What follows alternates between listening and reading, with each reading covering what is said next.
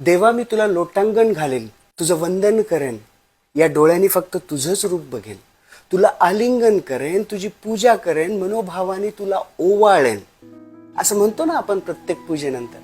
घालीन लोटांगण वंदीन चरण, डोळ्यानं पाहिन रूप तुझे, प्रेमे आलिंगन आनंदे पूजिन, भावे ओवाळीन म्हणेन महा. त्वमेव माता पिता त्वमेव, त्वमेव बंधूच सखा त्वमेव, त्वमेव विद्या दुर्गम त्वमेव, त्वमेव सर्वं मम देव देवम. तुम्ही माझे सर्वस्व आहात आणि तुम्ही माझे सर्वस्व आहात, म्हणून मी काय करेन?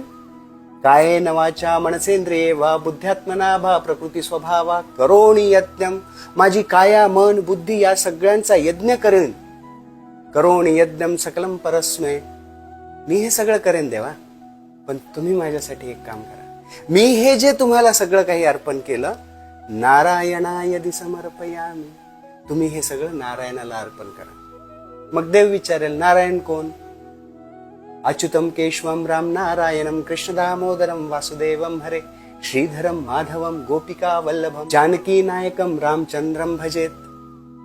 हे ते प्रभू रामचंद्र, हे ते कृष्ण, हे नारायण आहेत, अच्युत आहेत, केशव आहेत, माधव आहेत.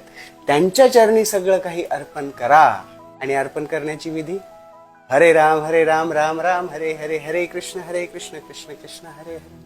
आपण देवाला प्रार्थना करतोय की मी जी तुमची पूजा अर्चना करतोय ती तुम्ही कृष्णाला अर्पित करा. हरे कृष्ण महामंत्राचं नामस्मरण